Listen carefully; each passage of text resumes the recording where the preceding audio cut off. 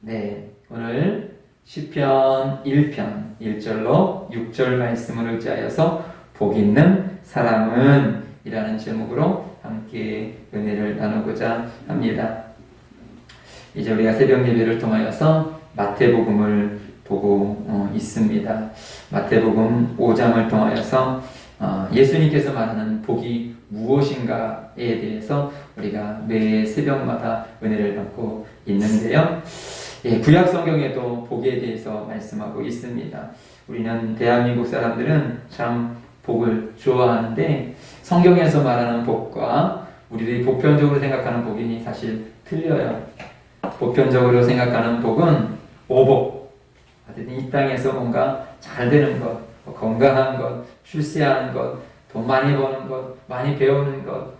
참 저 사람 복 받았네. 아유, 자식들이 저렇게 잘 되는 거 보니까 복 받았네. 아유, 돈을 저렇게 잘 버는 거 보니까 복 받았네. 아유, 건강한 거 보니까 복 받았네. 이렇게 말을 하는데요.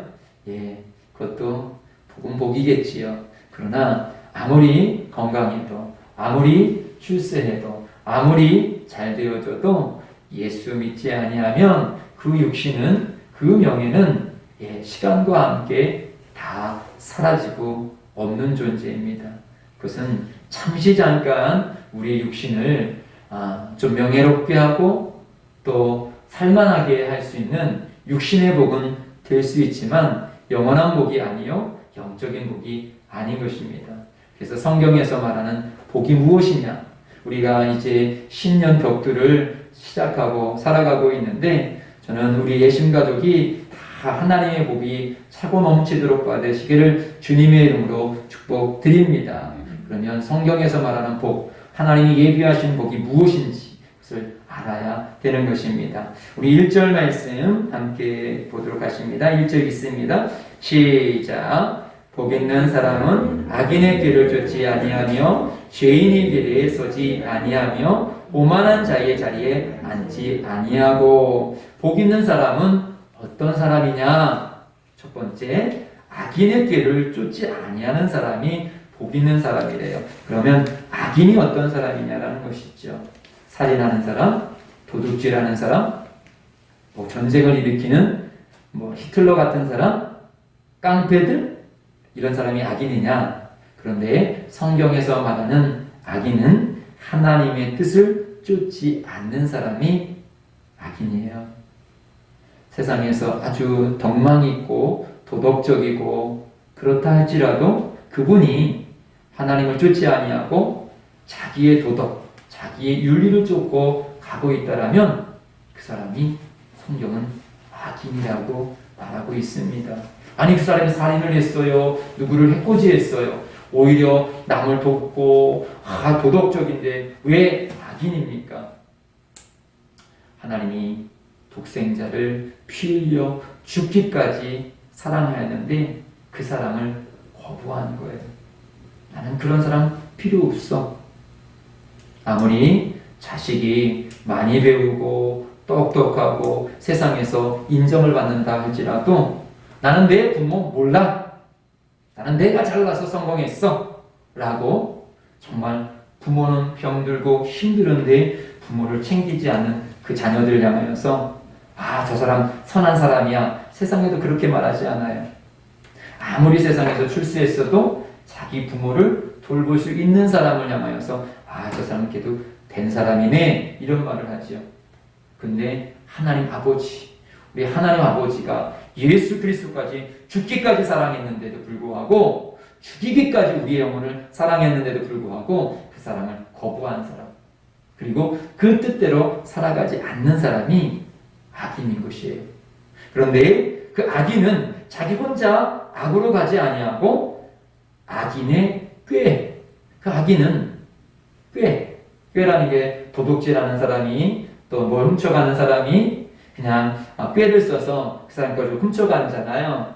그런데 윤리로 우리의 신앙을 빼앗아가고 도덕으로 우리의 신앙을 뺏어가고 세상의 어떤 흐름으로 우리의 것을 빼앗아간대요.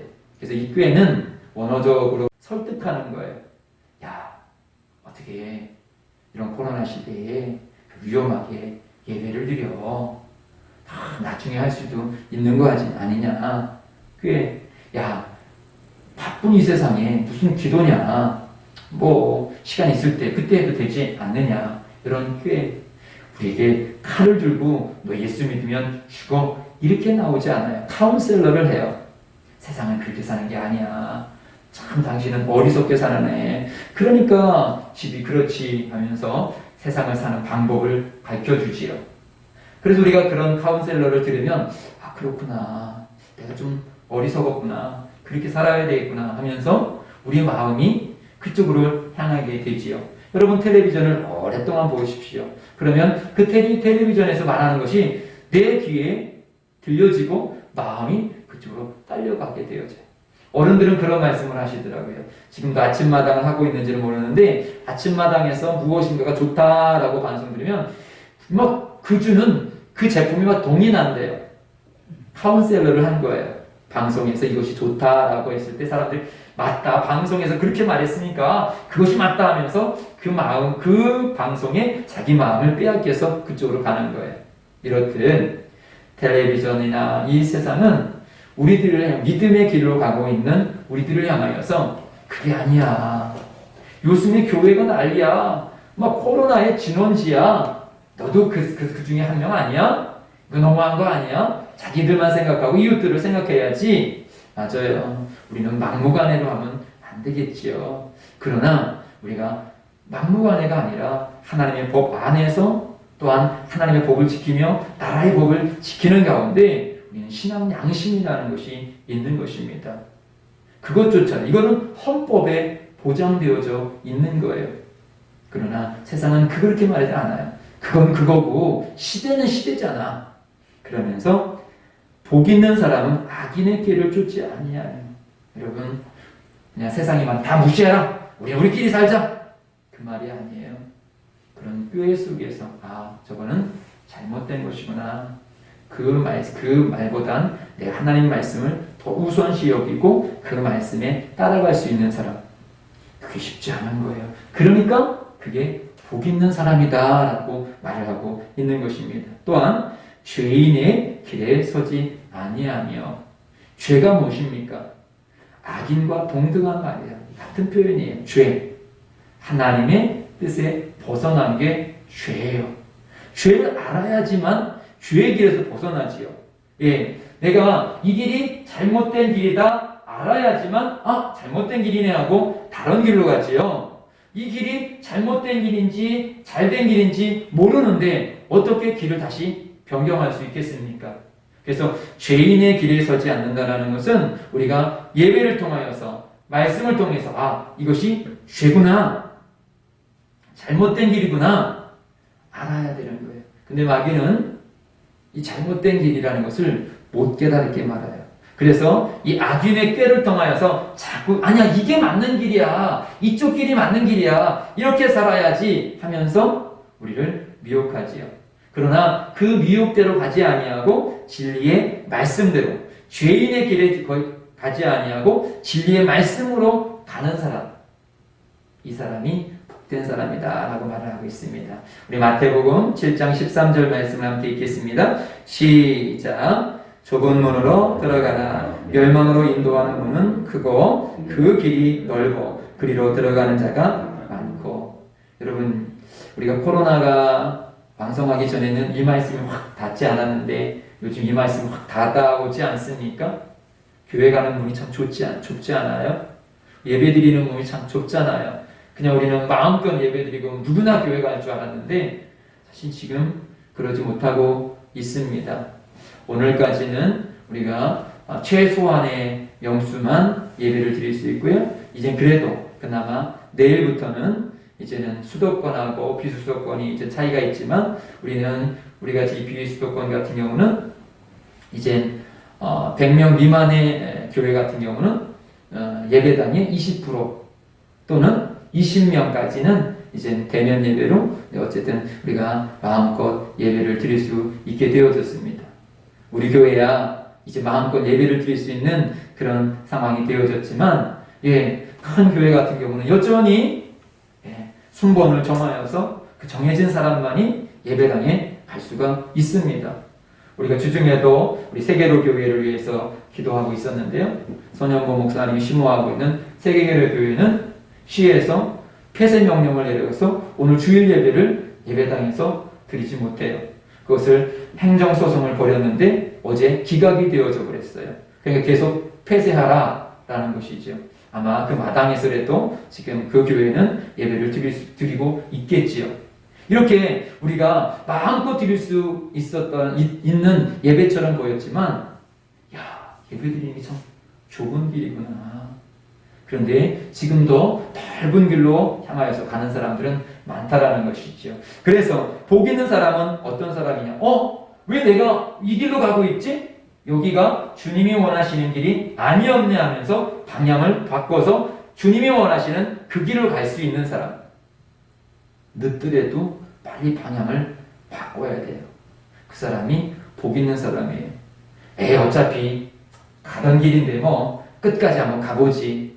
그러면 결국은 멸망으로 끝나는 것입니다. 오늘도 가던 길을 멈춰서고 예배의 길로 오신 여러분을 주님의 이름으로 축복드립니다. 아멘. 또한 뭐라고 말씀하고 있습니까? 다시 한번 1절 말씀 읽어보실까요? 1절이요. 시작. 복 있는 사람은 악인의 길을 쫓지 아니하며 죄인의 길에 서지 아니하며 오만한 자의 자리에 앉지 아니하며. 오만한 자가 누구입니까? 오만한 자. 자기가 지금 하나님의 뜻에 벗어났음에도 불구하고 나는 지금 잘 가고 있다, 잘 살고 있다, 잘 생각하고 있다라고 여전히 자기 길을 가고 자기 생각을 하고 있고 자기 뜻대로 살아가는 사람이 오만한 사람인 것입니다. 나는 예배드리지 않아도, 기도하지 않아도, 하나님의 돌봄이 없어도 나는 충분히 살아갈 수가 있어 라고 말하는 사람이 오만한 사람이에요. 오늘 이 새벽에도 우리가 마태복음 5장 7절 말씀을 함께 오늘 새벽에도 나눴죠. 긍휼히 여기는 사람. 긍휼히 여기는 사람이 긍휼함을 받아요. 긍휼히, 나는 지금 긍휼함을 받아야 합니다. 하나님의 긍휼함이 필요한 사람입니다. 심령이 가난하다는 게 무엇입니까? 우리 마태복음 5장 3절로 4절 한번 읽을까요? 시작. 심령이 가난한 자는 복이 있나니 천국이 그들의 것이며 애통하는 자는 복이 있나니 그들이 위로를 받을 것이며. 심령이나 가난해. 가난해서 이 가난을 벗어나야 되는데 이 벗어날 수 있는 힘은 오직 예수밖에 없어. 나는 예수님이 필요합니다. 저는 가난한 사람입니다. 라고 자기의 가난함을 인정할 수 있는 사람. 그 사람이 결국 그 예수로 인하여서 천국, 구원을 얻게 되어지는 거예요. 그러면서 애통해야 하는 거예요. 왜 나는 이 영적인 가난함에서 멈춰져 있지? 풍성한 하나님으로 인하여서 원수 마귀를 이겨가며 이 땅에서 하나님 자녀된 권세로 내가 살아갈 수 있는 그런 하나님의 자녀임에도 불구하고 왜 나는 이렇게 죄에 얽매여서 살아가고 있지? 주님, 이 영적인 가난함에서 나를 벗어나게 하여 주옵소서라며 애통하게 하는 자가 복을 소유하여서 하나님의 위로, 성령님과 동행하는 이 위로를 받게 되어지는 거예요. 그런데 오만한 자는 누구이냐? 나 부자야. 나 교회 다니고 있어. 나는 복을 많이 받았어. 하면서 예배의 필요성, 기도의 필요성, 말씀의 필요성을 인정하지 않아요. 그 사람이 오만한 자예요. 복 받은 사람은 어떤 사람이냐? 나 예배 안 드리면 안 돼요. 나는 기도해야지만 살 수가 있어요. 나는 성령님의 인도하심이 없으면 오늘 하루도 살아갈 수 없습니다라고 주님을 찾는 자가 겸손한 자예요. 그래서 성경에는 교만은 패망의 선봉이다라고 잠언서에서 말씀하고 있는 것입니다. 나 잘났어! 이게 교만이 아니라 하나님이 필요하지 않는 사람. 입술로는 하나님이 필요한 것처럼 보이는데 삶 속에서 하나님을 원하지 않는 사람, 자기 뜻대로 살아가는 사람, 그 사람이 바로 오만한 자다. 그런데 복 있는 사람은 어떤 사람이냐? 그 자리에 머물러 있지 않아요. 내가 왜 지금 예배의 시간에 여기에 있는 것이지? 기도의 시간에 내가 여기 있는 거지? 하면서 그 자리에서 벗어날 수 있는 사람, 일어설 수 있는 사람. 우리 예수님 가족이 이 복이 있으시기를 주의 이름으로 축복드립니다. 아멘. 2절 말씀 함께 읽겠습니다. 본문 2절 말씀이요. 시작. 오직 여호와의 율법을 즐거워하여 그 율법을 주야로 묵상하는 자로다. 어떤 사람이 복 있는 사람입니까? 오직 여호와의 율법을 즐거워하며 그 율법을 주야로 묵상하는 자로다. 구태여 여호와의 말씀 이렇게 하지 아니하고 오늘 성경은 율법이라고 했어요. 사실 율법은 딱딱해요. 율법은 힘겨워요. 그런데 그것을 즐거워해요. 여러분, 주의 성수하라, 예배드려라, 기도해라, 전도해라, 헌금해라, 11조해라, 맨날 이런 설교를 해보십시오. 여러분 즐겁겠습니까? 목사님 좀 다른 설교를 했으면 좋겠습니다. 사실 보편적으로 우리의 육신은, 우리의 생각은 그래져요. 그런데 그런 말씀을 내가 즐겁게 들으는 거예요. 맞아. 저게 진리의 말씀이지. 저게 내 영혼 살리는 말씀이지. 근데 왜 나는 저 말씀을 사모하지 않지? 그러면서 그 율법을 그 말씀대로 내가 살아가려고 애를 쓰고, 그러면서 애통하면서 기도하면서 그러면서 내 영혼이 성장하고 성숙해지면서 그 말씀이 즐거워지는 거예요. 예배가 즐거워지는 거예요. 기도가 즐거워지는 거예요. 주 앞에 드려지는 게 즐거워지는 거예요. 주님의 뜻대로 살아가는 게 즐거워지는 거예요. 그러면서 또다시 말씀을 묵상하고 또다시 말씀을 보고 또다시 말씀 가운데 살아갈 수 있는 사람. 맛을 알지, 맛을 예전에 무슨 선전에 맛을 보면 맛을 알지 샘표 간장 이렇게 선전하는 게 있었어요. 맛을 알았을 때 이 간장 참 괜찮네 하면 주부들이 또 그 간장을 사게 되어지는 거죠. 맛봤더니 이건 아니야. 그러면 그 간장을 안 사겠지요. 그래서 말씀도 마찬가지입니다. 참 이 말씀 나에게 주시는 말씀이구나 라고 그 말씀을 묵상하고 또 묵상하고 또 볼 수 있는 사람, 예배도 또 드리고 또 드리고 또 드릴 수 있는 사람. 여러분, 예배로 끝내지 마시고 정말 하나님 말씀을, 그렇지 않은 나라면 기도해야 돼요. 주님, 더 말씀을 사모하게 해주십시오. 건강은, 아이들이 건강한데 그 비결이 뭐 있습니까? 아이들은 잘 먹고 잘 싸면 건강해요. 근데 아이들의 비상이 어디서 옵니까? 잘 못 먹으면 그 다음에는 몸이 허약해지는 거예요. 영적인 것도 마찬가지입니다. 여러분, 예배를 사모하고 기도를 사모하고 하나님 말씀을 사모하면 내 영이 강건해져요. 비록 육신이 연약해진다 할지라도 영이 강건해지니까 영이 육신을 이끌고 갈 수가 있는 거예요. 그러나 내가 말씀이 자꾸 들려지지 않고 예배 시간이 자꾸 졸려지고 기도가 자꾸 분량이 줄어들게 되어지면 이게 영적인 적색 신호이구나. 이렇게 하다가 마귀가 한번 딱 건드리면 시험에 빠지겠구나. 빨리 영양 보충해야 되겠다. 빨리 기도로 가야 되겠다.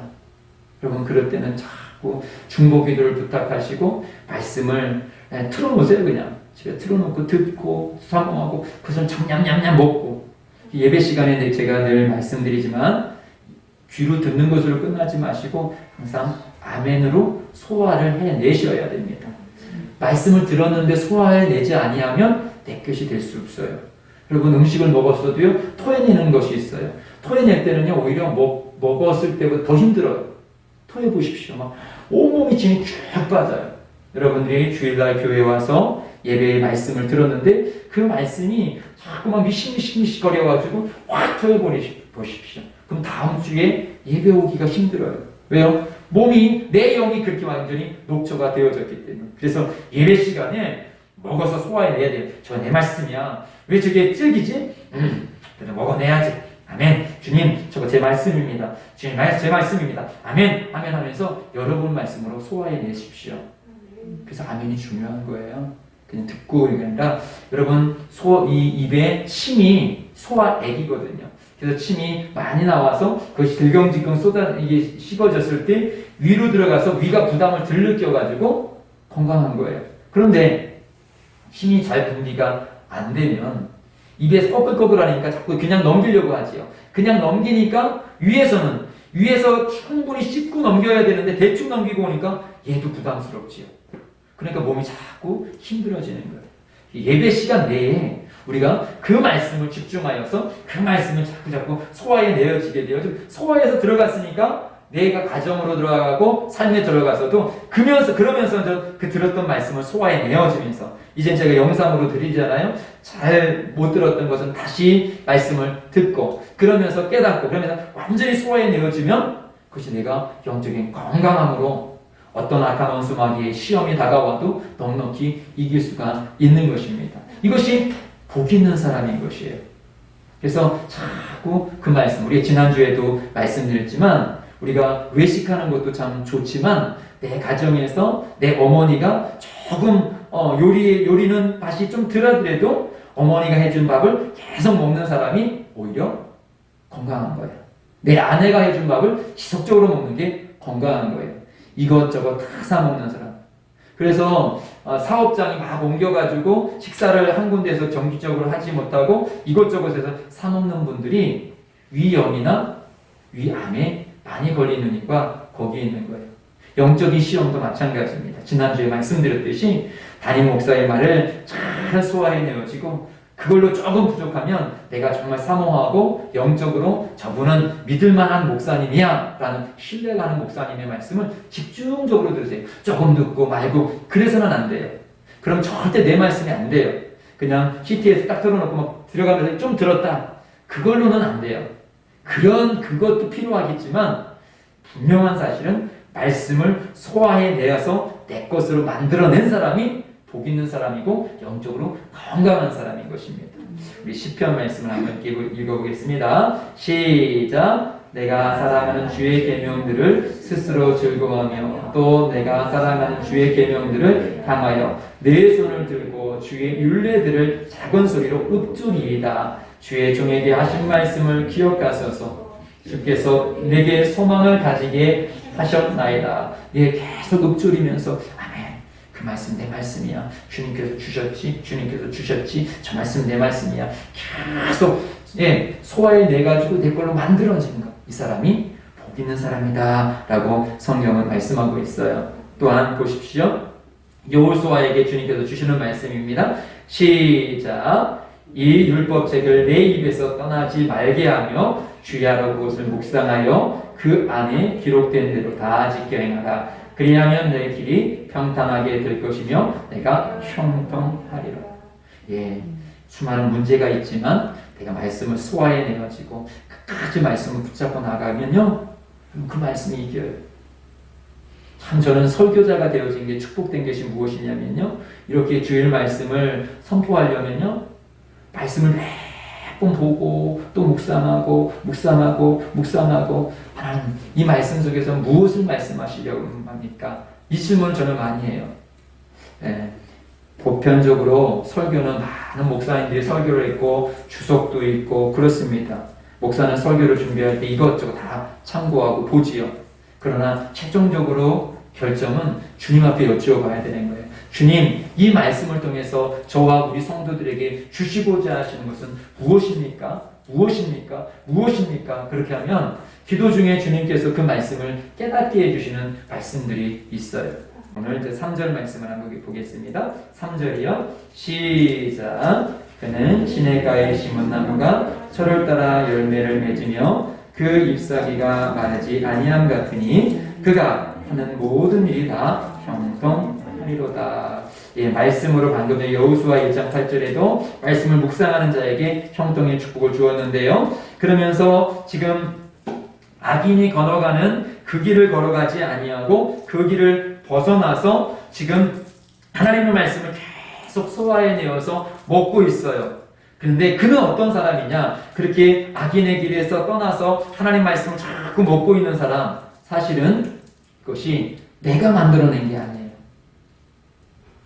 그는 시냇가에 심은 나무가 철을 따라 열매를 맺으며 그 잎사귀가 마르지 아니함 같으니, 예, 이 말씀이 어떤 말씀이냐면요, 지금 이 나무가 어디에 지금 심겨져 있습니까?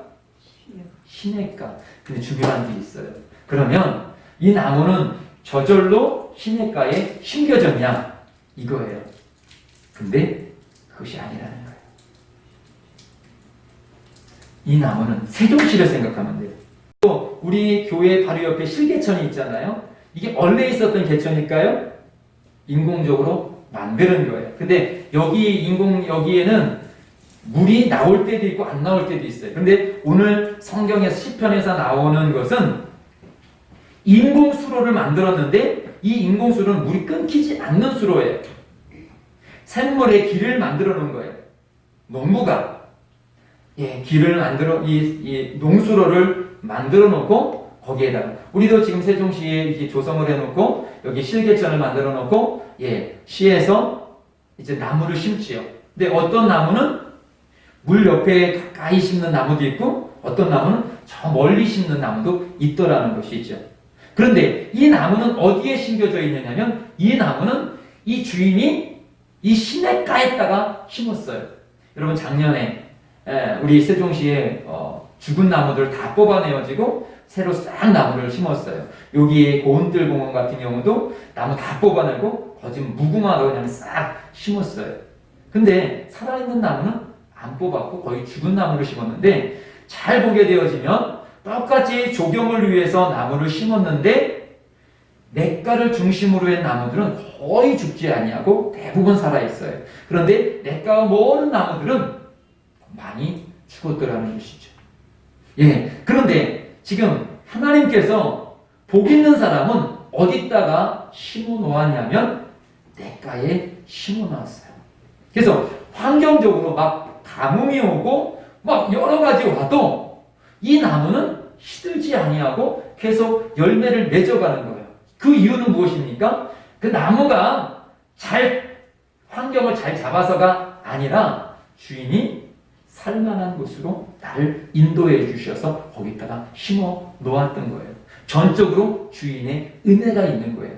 복 있는 사람이 누구냐?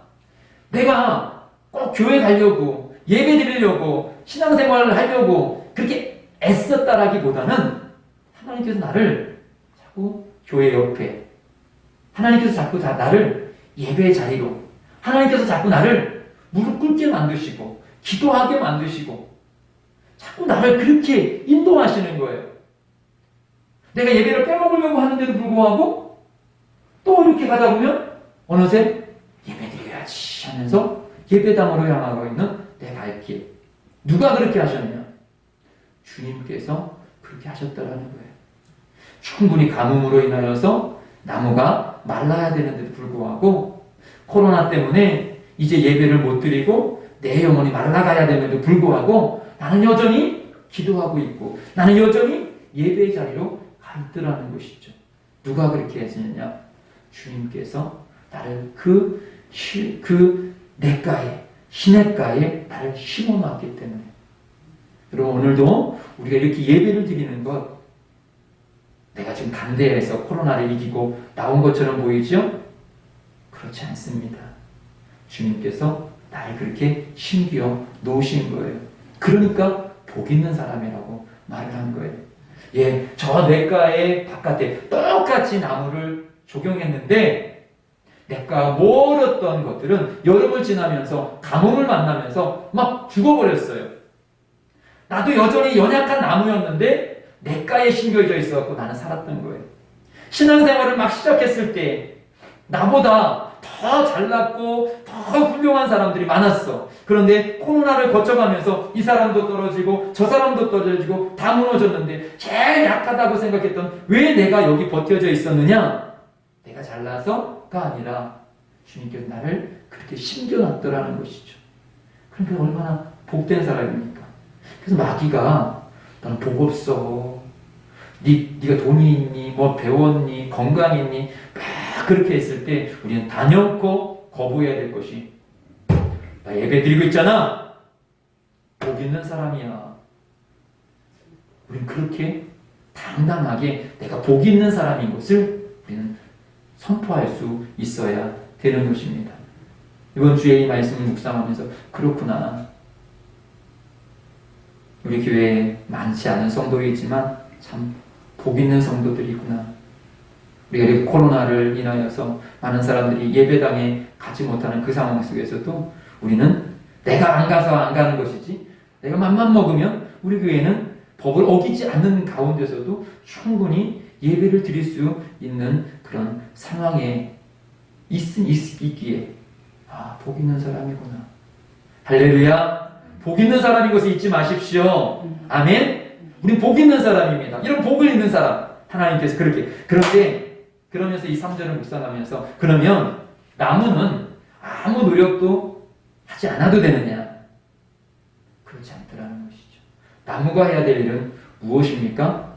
거기에 뿌리를 내려야 돼요. 뿌리를 내려서 그냥 물이 있기 때문에 바다만 들이면 되는 거예요. 똑같이 시냇가에 심었는데 똑같이 조경을 했는데 100% 살았느냐? 그건 아니더라는 것이죠. 분명히 냇가 옆에 심은 나무들 중에서도 죽은 나무가 있어요. 저는 항상 이 공원을 이렇게 걸어서 오는데요. 저쪽에 보면 버드나무가 있어요. 여기에 바로 교회 뒤에 큰 버드나무가 있고요. 저기 버무리 옆에도 큰 버드나무가 있는데요. 그 밑에 좀 더 가보면 막 폭포처럼 내리막길에 그 위에 버드나무가 또 하나가 있어요. 그건 아주 작은 거예요. 야, 근데 버드나무가 저는 그렇게 빨리 크는지 몰랐어요. 원래요, 저 버드나무가 저의 엄지 손가락보다 약간 굵은 거를 이게 그냥 꽂아놨어요. 냇가 옆에 꽂아놨어요. 뿌리가 있는 나무가 아니라 그냥 꽂아놨어요. 근데 몇 개를 꽂아놨느냐? 3개를 꽂아놨어요. 그 자리에 3개를 꽂아놨는데 그 첫 해에 봄에 꽂아놨는데 여름이 지나면서 걔네들이 막 물이 오르더라고요. 그런데 어떤 심술꾸러기가 그 라인을 지나가면서 나무 옆에 있는 껍질을 싹 이렇게 중간을 이렇게 까버렸어요. 그 라인에 여러 나무를 그렸어요. 그러니까 밑에서는 수분이 올라오는데 중간에 그걸 까보니까 위로 수분이 안 올라가니까 광합성 작용을 못하니까 이게 죽어가요. 근데 지금 하나 남았거든요. 근데 얘는 아무래도 이 사람이 깠는데 껍질을 깊이 안 까고 살짝 깠나 봐. 다른 나무보다. 그러니까 이 버드나무도 보면 겉에 껍질이 있고 속에 또 얇은 비닐 같은 껍질 또 하나가 있어요. 근데 얘가 수분 방지를 조금 한 거야. 그러면서 살아남으려고 막 보면 그래서 그 자리에 약간 부어 있어요. 얘는 거기서 살아나려고 자기 진액을 거기 살아나려고 막 뽑아낸 거예요. 그리고 나서 결국은 옆에 2 나무는 싹 죽고 걔 하나만 남았는데 지금 지나가다 보면 한 이 정도 굵어요. 그게 한 3년? 4년이 채 안 됐는데 그래서 저는 버드나무가 저렇게 생명력이 강하고 빨리 크는 거는 그 나무를 보고 알았어요. 그래서 저 나무가 살 것이냐 안 살 것이냐 가면서 늘 봤거든요. 근데 살았어요. 그리고 지금은 뿌리를 깊게 내서 꽤 큰 나무. 쟤는 이 큰 나무들보다 완전 추위가 오기 전까지도 푸름을 꽤 오랫동안 유지하고 있었어요. 물을 막 계속 머무르니까. 맞아요. 이게 영적인 비밀이에요.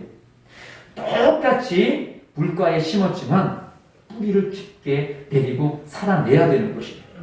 아무리 내가 예배당에 왔어도 예배당에서 하나님 말씀을 내 말씀으로 먹고 내 거야 하면서 뿌리를 내리고 거기 정착을 해야 되지, 내리지 못하면 아무리 말씀이 있어도 아무리 생수가 넘쳐나도 죽는 나무도 있더라는 것이죠. 수많은 사람들이 교회에 오지만 교회 왔다고 다 구원을 받느냐? 그렇지 않더라는 거예요. 복 있는 사람이 어떤 사람이냐? 그 냇가에서 그 양식을 먹고 자라날 수 있는, 그리고 열매를 맺을 수 있는, 주님 열매라는 것은 무엇입니까? 주님의 뜻대로 살아낼 수 있는 사람. 그 버드나무가 상처를 입히고 죽이려고 하고 있는 그 어떤 누군가가 상처를 냈지만 거기서 안간힘을 쓰면서 막 진액을 내어서 살아낸 것처럼 오늘도 우리가 1절에 있는 것처럼 우리가 시냇가에 심겨져 있는데 우리를 꺾어버리려고 그 하나님의 말씀을 못 먹으려고 정말 시험하는 자는 반드시 있어요. 근데 그럼에도 불구하고 끝까지 이겨내는 사람, 이 사람이 복 있는 사람이구나. 우리 다시 3절 말씀 읽어보겠습니다. 3절이요. 시작. 그는 시냇가에 심은 나무가 철을 따라 열매를 맺으며 그 잎사귀가 마르지 아니함 같으니 그가 하는 모든 일이가 형통하리로다. 여러분 기억하십시오. 여러분 지금 주님께서 시냇가에 심은 거예요. 그렇다면 내 가정 형편, 내 지식의 형편, 내 감정의 형편, 이게 중요하지 않아요. 내가 말씀만 의지하고 그 말씀에 뿌리를 내리면, 여기서 형통이라는 것은 내 뜻대로 된다는 게 아니에요. 모든 것을 내 뜻에 다 된다, 이게 것이 아니라 그 가운데서 하나님께서 나를 향해서 계획하신 것은 반드시 이루어진다는 것입니다. 내가 부자가 아니어도요, 많이 배우지 못했더라도요, 내게 요구하시는 하나님의 뜻이 반드시 이루어지는 것이, 이것이 형통인 것입니다. 그냥 내 자녀들이 모든 게 잘 되고 내 남편이 모든 것이 잘 되고 이것이 아니라, 잘 돼도 하나님의 뜻에 벗어난 것은 안 된 거거든요. 그런데 남이 받아든 안 된 것처럼 보이는데도 불구하고 내가 시냇가에 심겨져 있기 때문에, 계속 말씀을 머금고 있기 때문에, 그 말씀으로 살아가고 있기 때문에 그 속에서 하나님의 뜻이 계속 이루어지고 있는, 그러기에 나는 지금 참 복받은 사람이다. 여러분 다른 사람이랑 비교하지 마시고 내 위치 속에서 내게 주신, 나는 최상의 가정을 갖고 있어, 나는 최상의 교회를 살고 있어, 나는 최상의 직장이 있어, 기억하십시오. 하나님께서 나를 그곳으로 인도해 주신 거예요. 그리고 그곳에서 하나님의 뜻을 지금 이루어가고 있다라는 거예요. 그러기 때문에 시냇가에 심은, 그래서 그가 하는 모든 일이 형통하리라. 그 모든 일 속에서, 연약하면 연약한 속에서, 강하면 강한 속에서 하나님의 뜻이 이루어지고 있기에 나는 참 복받은 사람이다. 4절 말씀이요. 4절 시작. 악인들은 그렇지 아니하며 오직 바람에 나는 겨와 같도다. 그런데요, 악인도요 열매가 있어요. 그런데 열매가 있는데, 야 열매 많이 달렸네. 근데 추수할 때 딱 따봤더니 껍질이야. 먹을 수 있는 것이 아니에요. 상품 가치가 없어요. 세상에서 화려하고 저 사람 승리했네, 성공했네, 잘됐네, 그래서 그 열매를 하나님 앞에 딱 드렸는데 하나님은 내가 원하는 열매 아니야. 이 열매 못 먹어. 아무리 많이 달렸어도 쭉정이는 아무 쓸데가 없는 것입니다. 여러분 세상에서 인정받는 것보다 더 중요한 것, 지금 내가 시냇가에 심겨져서 그 하나님의 말씀을 머금고 하나님의 뜻대로 내가 열매를 맺으며 그 주님의 뜻대로 살아가고 있는 것, 이것이 복인 것이에요. 근데 세상은 4절의 말씀 깡패만 봐요. 악인들은 그렇지 아니하며 오직 바라면 겨. 근데 자기 겨인 줄은 모르지요. 근데 바람 따라서 언제나 이 시대가 지나가면 사라질 거예요. 부자도 사라지고요. 건강했던, 예전에 저 어렸을 때는요, 토요일 되어지면 한 집에 모였어요. 왜 모였냐? 기밀.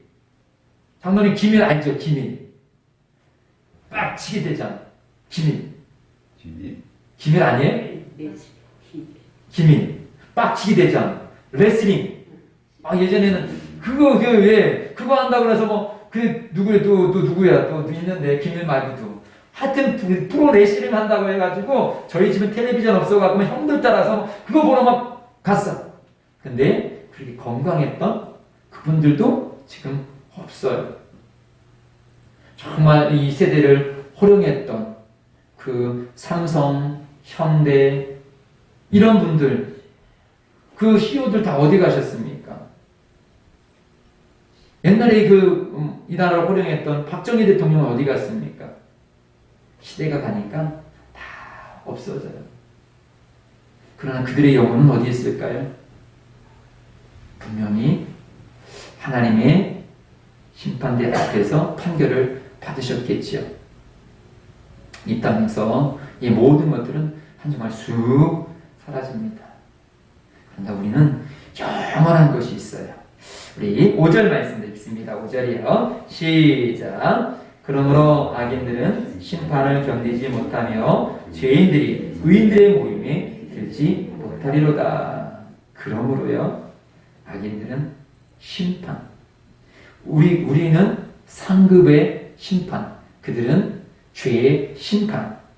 그래서 그는 심판을 견디지 못하고 죄인들은 의인의 모임에 천국에 절대로 들어갈 수가 없어요. 아무리 세상에서 착하게 살고 도덕 분자라 할지라도 그는 의인의 모임에, 예수의 피로 재씻음 받은 그 모임에 들어갈 수가 없어요. 그런데 복 있는 사람은 어떤 사람이냐? 그 길을 계속 가고 있어. 어느 길이요? 주님의 뜻하시는 길로 가고 있어요. 코로나 속에서도 힘겹지만 여전히 그 길로 가고 있어요. 수많은 시험들이 있지만 그 가운데서 여전히 가고 있어요. 그리고 결국은 그 의인의 모임에 참여하게 되어지는 것입니다. 6절 말씀이요. 시작. 무릇 의인들의 길은 여호와께서 인정하시나 악인들의 길은 망하리로다. 기억하십시오. 사람들이 인정하는 게 중요한 것이 아니라 이 길이 지금 주님이 인정하시는 길이냐, 하나님이 뜻하시는 길이냐, 그것을 계속 여쭤보시기 바랍니다. 이 코로나 시대 속에서 주님, 저는 어떻게 살아가야 되지요? 주님께서 이 시대 속에서 나를 통해서 원하시는 것은 무엇이지요? 라고 계속 여쭤보십시오. 그래서 주님의 나라에서 주님의 뜻이 이루어졌듯이 나의 인생을 통하여서도 주님의 뜻을 이루어 주시옵소서. 무릇 의인의 길은 여호와께서 인정하셔요. 너 참 잘 살았다. 인정하시는 그 시간. 그리고 우리가 달려갈 길을 다 간 후에 주님께서 우리에게 의의 면류관을 허락하여 주십니다. 뿐만 아니라 우리는 이 땅 속에서도 그 주님께서 주시는 샬롬의 평안으로 오늘을 살아가고 있는 거예요. 오늘도 3절의 축복, 그 주님께서 주시는 그 인정하시는 그 길까지 걸어가기 위해서 주님께서 지금도 생수로 이 시냇가에 심겨진 우리들에게 말씀의 은혜의 축복의 양식을 계속 공급해 주시고 계십니다. 우리는 그 축복받은 사람인 것입니다. 그러기에 이 코로나도 무서워하지 마시고 건강적으로는 조심하시지만 영적으로는 담대하게 하나님께서 지금도 나와 함께 계심을, 계속적으로 말씀을 내게 주시고 은혜를 주심을 기억하시고 내게 주시는 말씀을 날마다 요즘에는 제가 매일매일 문자를 드리죠. 그 스팸처럼 또 왔네 귀찮게 여기지 마시고 또 말씀을 묵상하셔서 내 말씀으로 만들어주셔서 이 코로나 시대를 넉넉히 영적으로 이겨가고 하나님의 거룩한 뜻을 이루어갈 수 있는 우리 모든 분이 예수님 가족이 되시기를 주님의 이름으로 축복드립니다. 가슴에 손을 얹어 보십시오. 나는 참 복받은 사람이다. 나는 참 복받은 사람이다. 나는 참 존귀한 사람이다. 할렐루야. 기억하십시오. 세상의 어떤 형편을 통하여서 나를 처량하게 만드는 소리가 들렸을 때 그 소리는 거부하십시오. 그건 악인의 꾀예요. 우리는 진리의 말씀, 나는 지금도 시냇가에 심기어 나무여서 주님께서 말씀을 주고 계셔. 얼마나 내가 복받은 사람인데. 아멘. 우리 서로를 축복하기를 원합니다.